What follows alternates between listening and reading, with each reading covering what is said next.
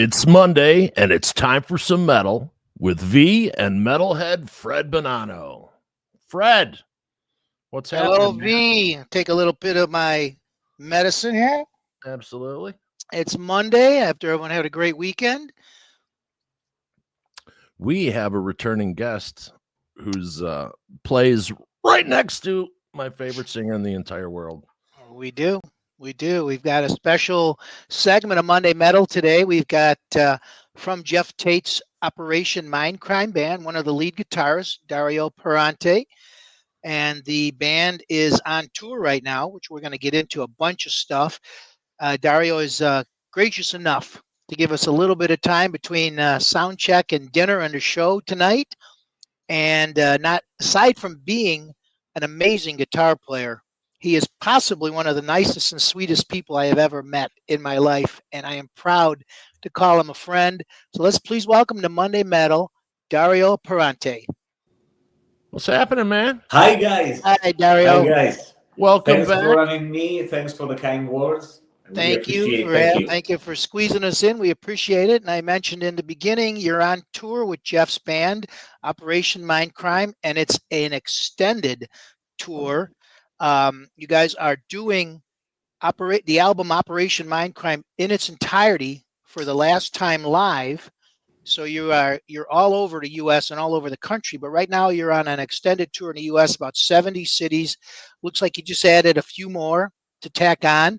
In between the cities that started March 18th in Arizona, you're going to fly out of the country to do a few fests, which we'll get into. But my question to you, Dario, is this tour, which is nonstop, you guys go sometimes 6-7 days without a break. How do you guys navigate through this? I mean, the constant touring, different cities every night. How do you keep yourself, well fed? How do you even know what city you're in, what day it is? And you're on a tour bus, so it's not the glamorous, Iron Maiden jet that you're flying. You're in a tour bus. How do you guys manage this? Yeah. I know what you mean. Yes, it's demanding physically, and plus I must say that we're all different. So, and also different ages. I mean, the members of the band. So, for me, I try to pay attention to the diet. Because of course, it's not easy. You're not home, so you have to compromise a bit. But at the same time, since I'm 46 and I'm about to turn 47, what I do is that sometimes I skip some meals here and there, and sometimes I also skip animal protein. I'm not completely vegetarian or vegan, but sometimes, if there is an option on the menu, I skip meat.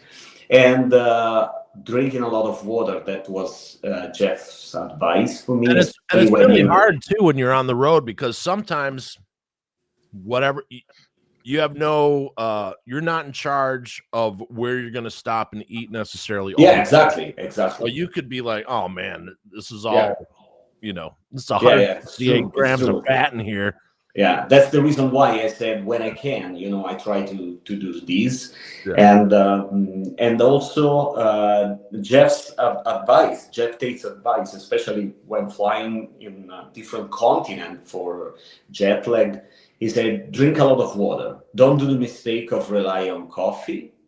Drink a lot of water after the big flights, and it worked well. That was really an important advice. Geoff did it for a lifetime, so who better than him? So you're out on the road performing Operation Mindcrime in its entirety. Now, what's really interesting, first of all, probably my favorite album of all. It's one of the best albums ever recorded.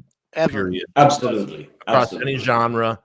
Total influence on a lot of things that came after it. But what's really interesting, every decade this record changes when you listen to it. Yeah. Because it pulls you into the world, and then you get to see things change over time and how it totally relates, and then the surface gets scratched off. Also, one of the things I've always wanted to ask Geoff is the Rosicrucian influence on his writing. Is it true? Is it not true? Because a lot of the the verbiage used in the songs relates to that type of philosophy. So that was always something interesting. And what's it like standing next to him and you get to play album ever recorded? I mean, you couldn't ask. I mean, couldn't ask for more. Exactly. What better gig could there possibly be? Yeah, absolutely. To play the material, with the man himself on stage, it's mental. We all of us pinch ourselves every night for being there. It's fantastic. And the crowd reaction, this tour is so successful so far. It's sold out almost every night. And the excitement of the people, you can read that excitement on their faces. It's so impressive because it's an album that really struck a special chord in the hearts of people. Right. As you said, the music and the lyrics. Revolver or the White Album by the Beatles, even though I don't like Pink Floyd, The Wall, and Operation Mindcrime. To me, those are the bedrock of the best albums across any genre, really. Yeah, exactly. And Stevie Wonder songs in the Key of Life from the 70s, but yeah. I mean, it's an album that transcends heavy metal, which is crazy because sometimes if you look at when they do charts, I know that it's crazy stuff, but sometimes when they do charts on the critics, I mean the reviews, sometimes you have the best albums of all times, stuff like that, best rock albums, and it's so strange, especially years ago, not very much now because heavy metal is considered classic rock today. Yeah, but back then in the 90s, to see Operation Mindcrime along with The Wall by Pink Floyd or The Who, Tommy and Quadrophenia by The Who. Yeah. It really was a big accomplishment for the whole metal community. Well, it gave us legitimacy for sure. Yeah. In a smart way. Because everyone always thought like metalheads were like Jeff Spicoli from Fast Times at Ridgemont High, that they were uneducated and stoned. And really, most of the metalheads were more well-read than the people doing great in school. Not saying they didn't do great, but they were more open to mythology and story. And exactly. Yeah. They could let loose. And really, the only person that I can think of did an album even scratching that before that is Children of the Sun by Billy Thorpe. I don't know this one. Oh my goodness. I have to do my homework. Yes, this guy recorded his album and then digital came out and he scrapped his album and then recorded it entirely digital. He's from Australia.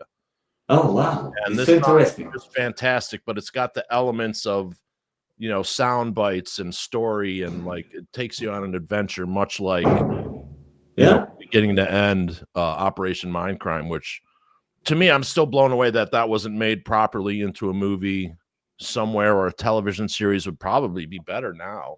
Yeah, it's a project. You know that Geoff has this in his mind. Yes, probably absolutely. you read that. Yeah. It's the album's got so many layers to it, and if you don't listen to it for a little bit, and when you revisit it, you realize you missed some stuff, and there's parts of it, and bits of it. And what you said about a movie or a play or something like that. It seems like it would have been an incredible stage play. I don't know if they would have been able to do justice. I mean, the story is fantastic. It's got everything you want in a drama, in an opera. I mean, it's a rock opera. It's a story. It's and when it came out too, we were in America. We were just getting away from the religious right wackadoos that were infecting everything and trying to get people to watch what you listen. That's the devil's music. This, that, and the other. So man, it hit right at the right time. When people are coming out of that and and I asked Geoff, I had spoken to Geoff a while ago, and I said, when you wrote the album, did you realize that you recorded a masterpiece? And he just kind of shrugged it off and said, we know it was good, and we moved on to Empire after that, but that may have been an album that took a little bit of time for it to really, really get appreciated. Yeah, I agree. And sometimes for a musician, it's difficult to envision that. I mean, you're so involved with the creative process Yeah. Probably it's yeah. He told me something interesting. Like months ago, we were backstage in Spain, and no, we were on an island of Spain, and so it was. We had a lot of time. We were ready to go on stage, but we had a lot of time, so we had to wait. And we started talking about some of our favorite band, like Genesis and Yes. And at some point, we were speaking about Mindcrime, and he told me something that I never heard before by him. He told me that when they were working on Mindcrime, the producers, the team, they decided, along with the band members, to, for example, for each melody line, for each arrangement, for each drum feel, for each bass guitar line, to have some sort of a singing quality for each musical part. So not just for the voice, of course, and choirs and background vocals. They wanted even the smallest bass line in between the small arrangements. They really wanted to have a singing quality to each part. Wow. Even for the rhythm guitar parts. So they started to whistle around to see if it was efficient. And even when it was, for example, where they were working on song structures, they did the same thing. So they were very severe about themselves. And of course, the producers were there also with this role. Say, no, this is too complex. If you're singing the song at some point, this section arrives, and no, it's better to cut this. So they were very severe about every single detail to have the perfect singing quality, and how can we say, in a positive way? Yes, easy.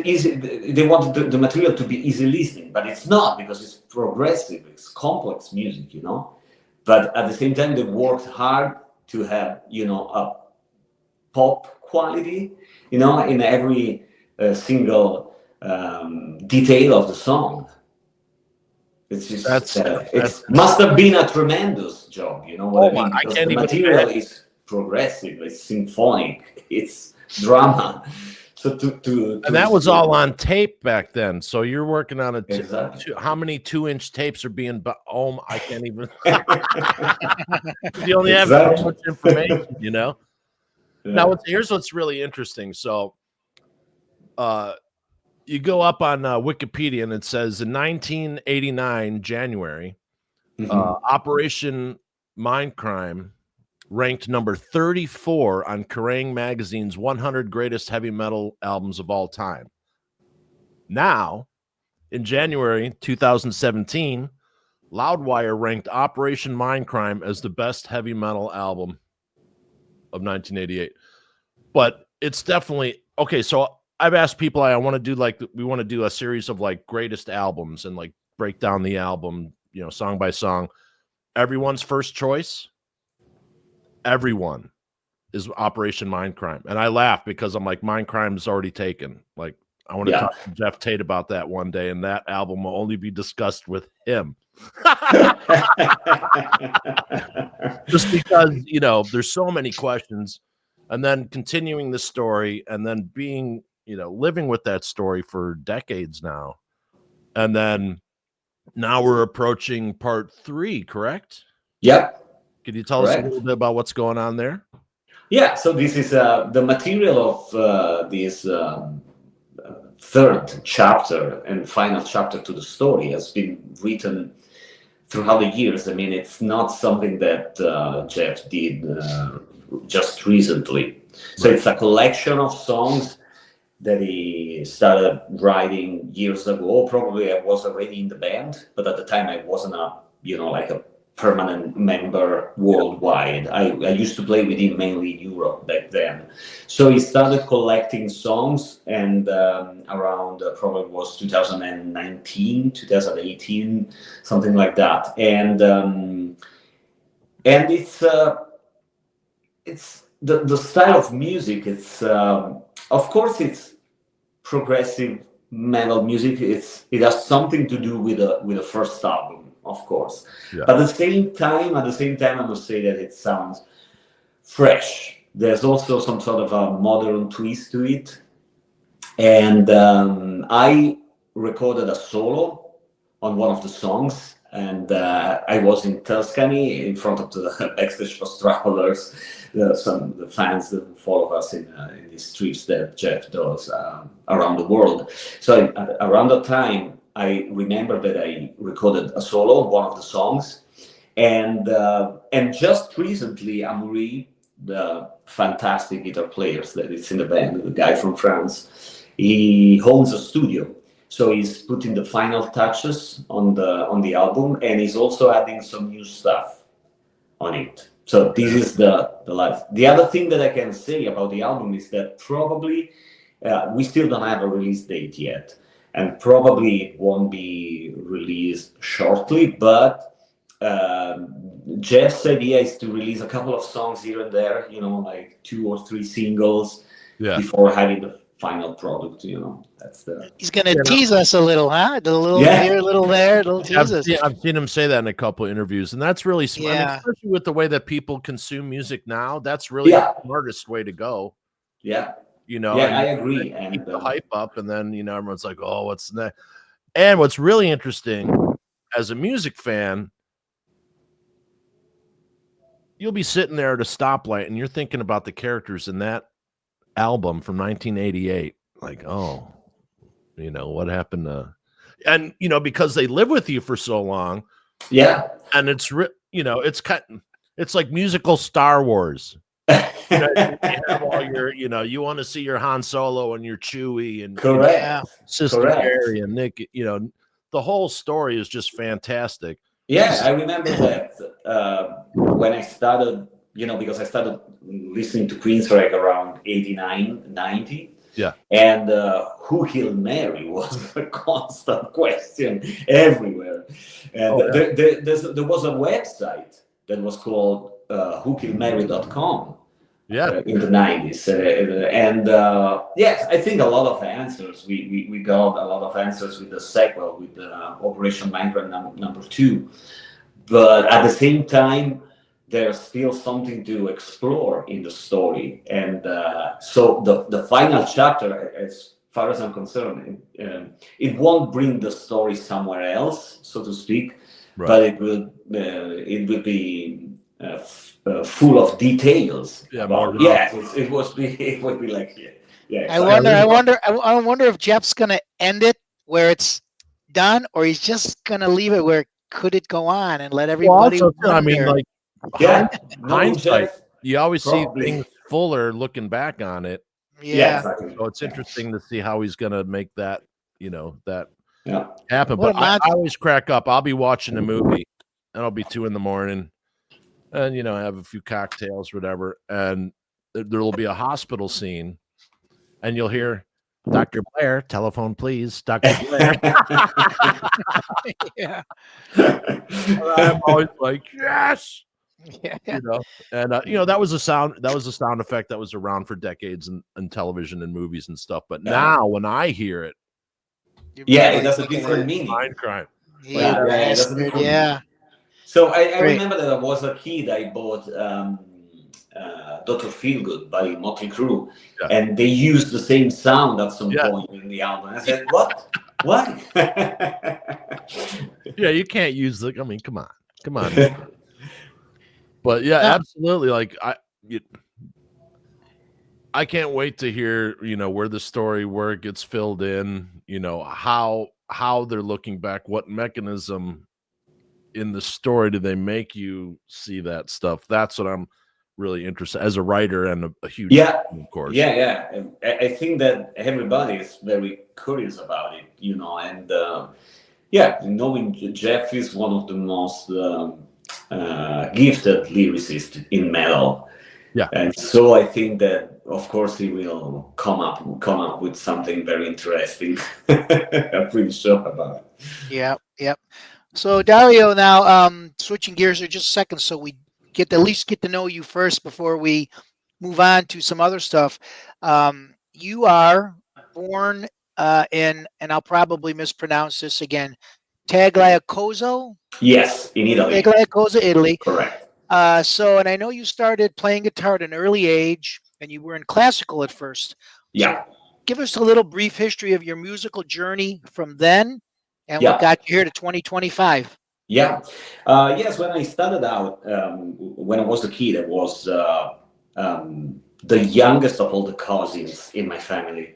So when I started to be very interested in music, it was probably around 84 and 85. And at the beginning, I started listening to pop music, also some rock stuff like Dire Straits and The Police and Pink Floyd. They were very popular at the time. But then a cousin of mine who was older than me, he started being interested in heavy rock music. So he started to pass me some cassettes, and I discovered metal music by listening to some Iron Maiden stuff and Metallica. And Metallica, they were too aggressive for me at the time, because they passed me Kill 'Em All, and for me it was like, oh, what's that? It was so aggressive. Yeah, Slayer was like that for me. I'm like, I can deal with Metallica, Slayer, and no. Yeah. And after that, I think it was around 86, I started falling in love with Maiden, especially for guitar harmonies. Albums like Killers and Somewhere in Time. It was released around 86. That special kind of progressive elements too, like keyboards and synthesizers and stuff like that. And I was always very interested in music as a language. I wanted to explore. I wanted to be a musician. I remember that when I was a kid. And around 87 and 88, I had an uncle of mine who was a very good jazz bass player, and he suggested me to take lessons from a guy in town. So I started to play classical guitar, and of course I was interested in rock music, but since I was playing classical guitar and I could read music, my interest and my purpose was to being able to have the same dignity on electric guitar. I didn't want to just improvise and change stuff. Sure. So I started to transcribe music, and I really forced myself, because it's not easy at the beginning to learn the language, to sit down and transcribe music, reading books and trying to play the solos exactly like they were recording on albums. That was my goal since day one, basically. And probably that made the difference for me, because especially if you look the way electric guitar was played back then in the years, I was trained. That was the big difference. I could really reproduce stuff precisely just because I was trained as a musician. And so probably that made a difference in my career, and was something that it's still very useful, because I started to transcribe Michael Wilton's and Chris DeGarmo stuff at a very young age. So now I know all the details when it comes to arrangements about their music, and that's a tool that we use with the band still to these days. Other guys in the band are other qualities, of course. They're all fantastic musicians. But you know why that note is there. Yeah, exactly. Sometimes if there is a doubt about what's the inversion of the chord there, they ask me, because they know that I know the material. So that's probably my special ability in the band. And the other guys have different abilities. Amaury is a fantastic musician too, and he is also very aware of the technical aspect of things. So he's takes care of the arrangements and how to record stuff. So, for example, he's now recording music in his studio. And James is an accomplished vocalist as well. Yeah, he sings very good, and so on. You know, everybody has a different forte. Right. Well, you know, Steve Vai, that's how he got into Zappa, because he was able to transcribe and. Yeah. You know. Yeah, exactly. He was one of my models. You know, when especially for that. Of course, he's been an influence, but I liked his approach. Yeah. And I have to say, like lately, we've been interviewing a few bands here, and the guitar playing is out of this world, man. And all these guitar players are coming out of Italy right now that are just amazing. Oh, are you talking about Matteo Mancuso?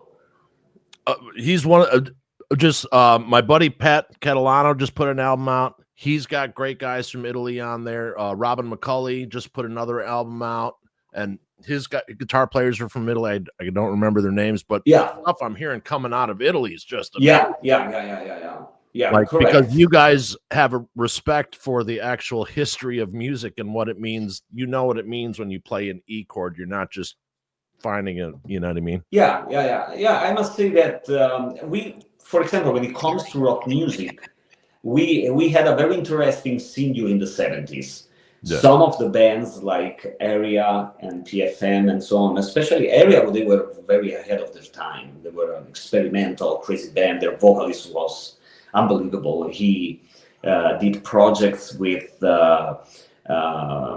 John Cage and also other important American composers of the time. And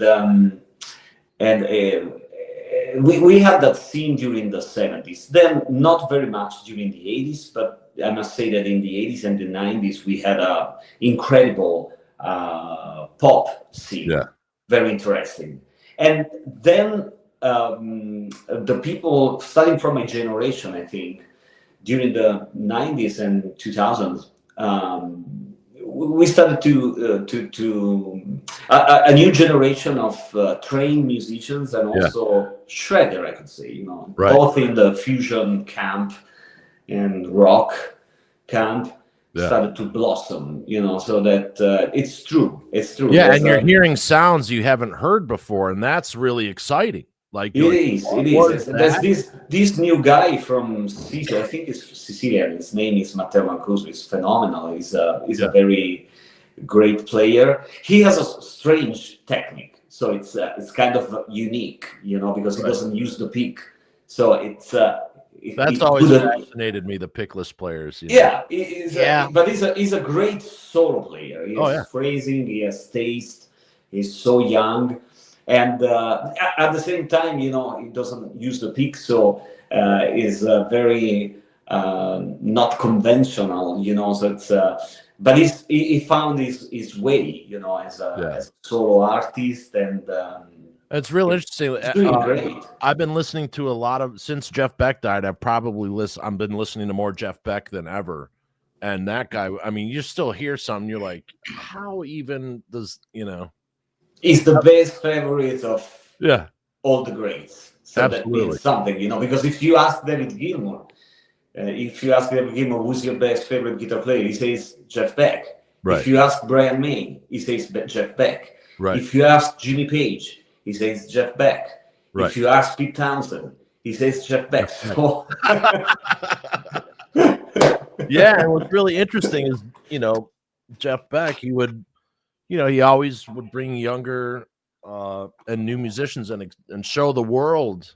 New talents. Yeah. And those people are all still around. They have their own careers now. And it's really cool. I always thought that was really cool when seasoned performers don't just hog it. Yeah. For lack of a better term. They're like, hey guys, come on, let me show you something. Let me show you how it's done. And here's what you do. Here's what you don't do, Yeah. But you're right. Yeah. Absolutely. So you guys are touring. Where are you at today? We're in Arkansas. And it's always a great, fascinating state, because for me, being Italian, the landscape is so different, and also Arkansas is cities.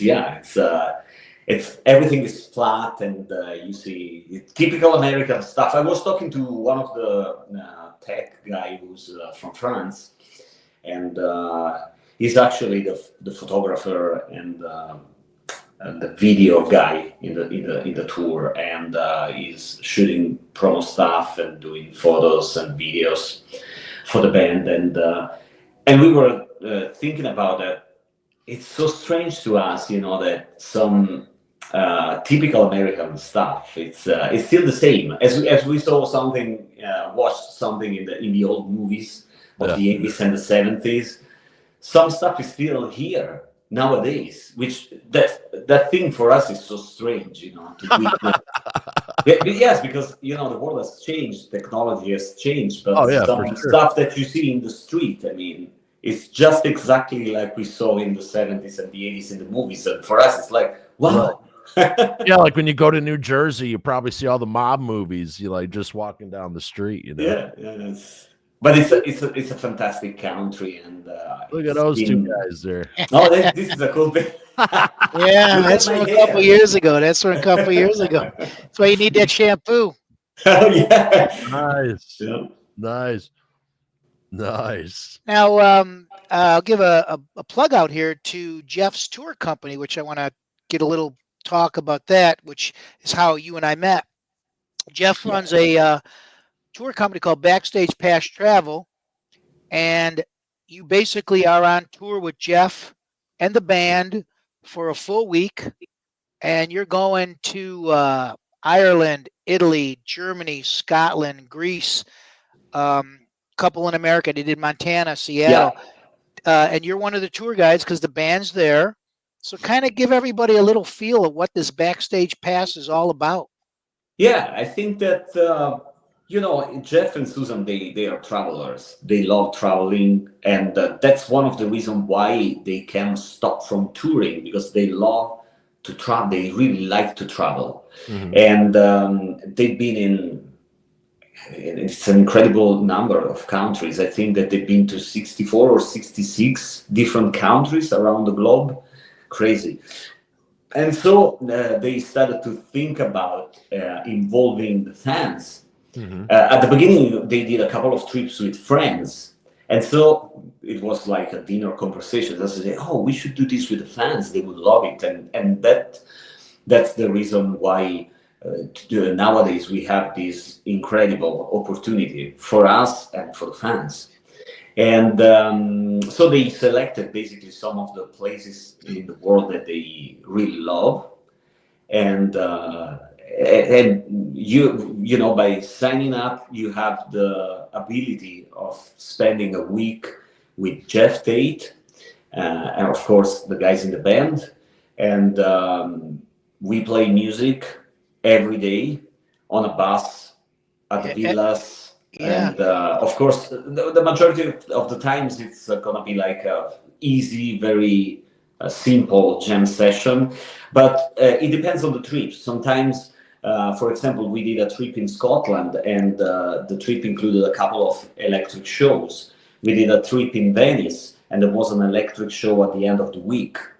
And it's also a trip that involves another big, huge passion of Geoff Tate, which is wine and food. Sometimes we have, special meals in the countries, and of course we try to pair the meal with the perfect wine for it. And the thing that is so fascinating for the fans is that you can listen to Geoff's stories about his career and road stories from the man himself. I mean, so that's really special. Yeah. It's an amazing fan experience, and I've been on a few trips with you guys. We were in Italy a couple years ago, and we all stayed in a giant villa, all 20-some plus guests, and your beautiful wife Samantha was our chef, and she made a gourmet Italian dinner every night, so it was fantastic. And then after dinner, we sit around, we have a couple cocktails, and the guitars break out, and if you can sing or play guitar, the band lets you get up there and sing with them. But one of the funniest things was last year in New Orleans. We all stayed together in a haunted house, and somebody brought the movie that Geoff was in called the Burningmore Street Murders. It's the Burningmore incident. Burningmore Street, And so Geoff was in the movie, and he narrated it. And so we put it on the DVD. We turned on all the lights, and we watched this movie with Geoff sitting right next to us. And it was so cool. And the funny thing was Geoff said, I've never seen the movie since it got out. This is the first time I'm seeing it. So we all got to premiere the movie with Geoff. And that's the fan experience you get. Yeah, exactly. Sometimes we have also extra musicians, like for example the Irish guy, Claude and Thomas from McCarthy from Fire of Water, and so they play beautiful Irish music.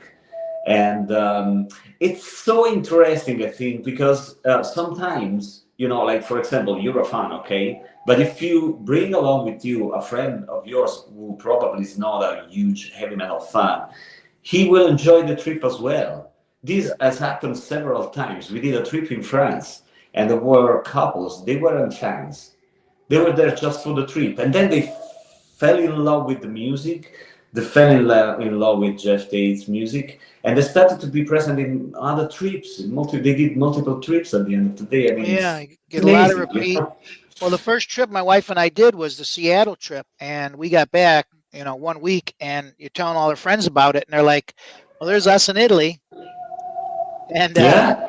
and our friends say, "What's it like?" And I don't know if I can actually put it into words because there's so much that's going on. You just have to experience it. Exactly. Plus, there is a slight difference. I mean, because it depends on the trip itself. Some of the trips, for example, in Italy and Germany, when we go to the winery, to Jeff's production site of the wine he makes, we have a place to stay. So we stay in a specific place, and so there's a lot of music every night. In other trips, and for example, when we did Ireland, we stay at the hotels. So we have the trip is going to be different, of course. So probably we travel more, we visit places together, and yes, we spend more times somewhere else in different locations. So we have music in different places, not every night at a specific place, and probably there would be also an electric concert at the end of the trip. So my suggestion is to visit backstagepastravel.com and try to find the trip that it's more for your needs. Yeah. Sometimes people they really like to spend more time in the same place and having music every night. Sometimes they like to explore places, visit places, and stroll around cities. And you know what, Dario, you meet some incredible people from all over the country on this that we've made friends with. California, Arizona, New York. It's the same for us. Yeah, we stay in contact with them. We get together with them. So it's exactly the same for us. This is a very special gift that Geoff and Susan they did to us. It's so special for us. We have friends everywhere, like you, Fred, and it's priceless. When I first heard, when Fred first goes, "Yeah, I go," I'm like, "What? What? Wait, what? You do what? That's badass. I mean, that's totally cool." Also, Geoff to let that part of his private life into his fans, and that's Well, because when I first met Vince a couple years ago, one of our points is we both were humongous Geoff Tate fans. Yeah. I've got my goal is to get Geoff on here one of these days. I want to try to get Geoff on one of these days, but he's and I don't want to forget because I don't know how much time you got left. Did you freeze up, Dario, or are you still there? No, I'm still. Yeah, okay. Your daughter, one of your daughters, or both of your daughters, are also in television or movies, acting, I believe. Yeah, it's true. Isn't it crazy that especially in Italy, when they, of course they do interviews about their career, and they say, "So your father is a rock star." That's cool. It's so funny. It's crazy. It's mental. Yeah, it's crazy. And yes, both of them are into acting, and they started at a very. I have 3 daughters. Of course, Rebecca is just 3 years old. He loves music. He's part of the trip sometimes. Right on. But she's too young. But Fiamma and Vittoria, the first 2 daughters, they started at a very young age, and they started to do projects like, for example, they sang on some Walt Disney Italian versions of movies, and they started doing advertising for television, and then year after year, the things that it was like a rocket. So now the oldest daughter, she was involved with different series in the main Italian channels, and she did a series for Netflix as well. And she did a movie with a very important Italian director. So yeah, she's so happy for me at the same. It's so and strange. how cool is that? That at that It's young cool. age they can relate to what you're doing, even Yeah, though they it's are. not the same. They get it. Yeah. Like, Yes, yeah, the thing that was important for them, I think, is that they can play a bit. Yeah, like the oldest daughter, she can strum a little bit, of course, on the guitar, and Victoria is very good on the bass guitar, and she can strum scores on guitar as well. And but at the same time, they can sing, both of them. Yeah. They took vocal lessons, and they also did some sort of lessons, special lessons for being good with the Broadway style, musical stuff like that. And so that was also a special skill for them during the auditions, because they can act, they're trained for this, but at the same time they also can sing. And they like metal too, which is strange, no? No, I mean, because they, of course, they like the music of their generation, but at the same time, they like Savatage, they like Avenged Sevenfold too, so that's great. Yeah, and really, like, music now with the younger kids, because of video games, they're exposed to everything across every But before we forget, speaking of traveling and being in Europe and everything, you want to tell us about the festivals you're doing this year? Of course, yes, absolutely. So we are going to play different festival. I don't remember the exact dates. Just let me concentrate, focus about it. So the first one is gonna be at the beginning of June. We are going to play the Rock Art Festival along with Wasp and Dismember and Threshold and who else? Nile. And it's going to be in Germany. The name of the festival is Rock Art. Then we have a festival, we have a solo show, in Poland. Okay. I don't think that this is going to be a festival. It's more like a big rock show in a big place, in a big theater in Poland. But after that, we're going to play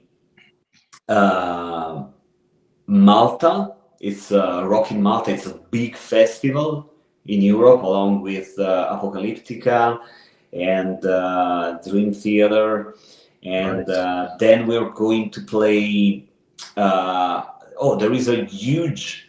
We're going to be on a cruise and in the Mediterranean area. Italy and Spain will be involved. Like, we start from basically the harbor of Rome, so to speak, and then we're going to be in Barcelona, and we're going to play an acoustic set on the cruise, and we're going to jam with other musicians. That's cool. Then after that, we're going to play. This is very special. We're going to play Mindcrime on a boat in Venice, just like Pink Floyd did in the 90s. That's way Oh no, that's so special. Oh my god, you gotta film that. Yeah, probably we'll do that. That's great. It's gonna be special. It's gonna be super special. And you can get all these dates right at geofftate.com. Yeah, of course. It's already on the website. I still don't know the details, but I know that it's gonna be huge. It's gonna be incredible. So of course, yes, we will shoot some videos of that, and it's like a once in a lifetime experience. And as you can see, we're playing just a little bit. They'll be somewhere near your hometown. There'll be some there, and it's an amazing show. The energy of the band is phenomenal. You guys, James, Amare. I don't even know who's on drums nowadays. I know Danny's not with you anymore. Who's your drummer? No, it's Baker. It's Robert Baker. Is his name. Yeah. We played a show with Danny in what was it? New Year's Eve. Yeah. Right. But now he's very busy doing his thing, and is currently touring Japan. Oh, right. With, I don't know exactly the details about it, but sure.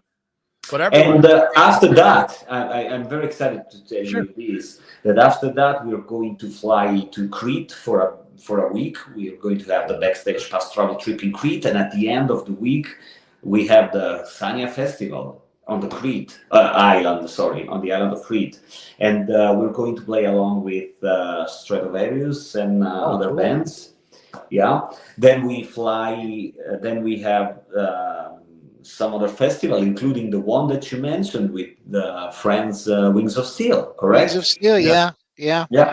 So it's gonna be at the beginning of September, right, in France.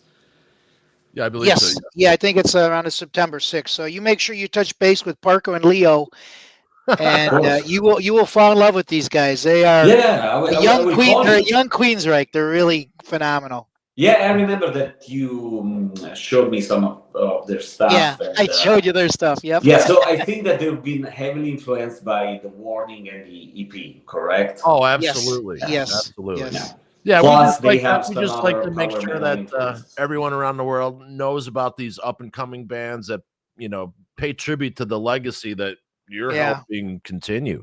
Yes, absolutely. And I know you're limited for time, and also we want to thank you for sharing your time after sound check. I know that's a special time for performers when you. Thank you. So thank you. Thanks a lot for having me. It's been a pleasure and very pleasant. Because the dinner table's wiped out already, so you're going to be picking scraps. Yeah, and I skipped the first meal of the day, so. Right on, man. We'll go get some grub. Everyone, go right now. Go grab some merch. Go buy tickets.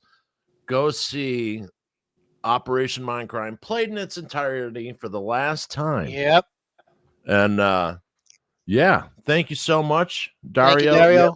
Thanks for having me. Take care. Have a nice day. The rest of the day, my friends. And as always, make your Monday metal. Horns up.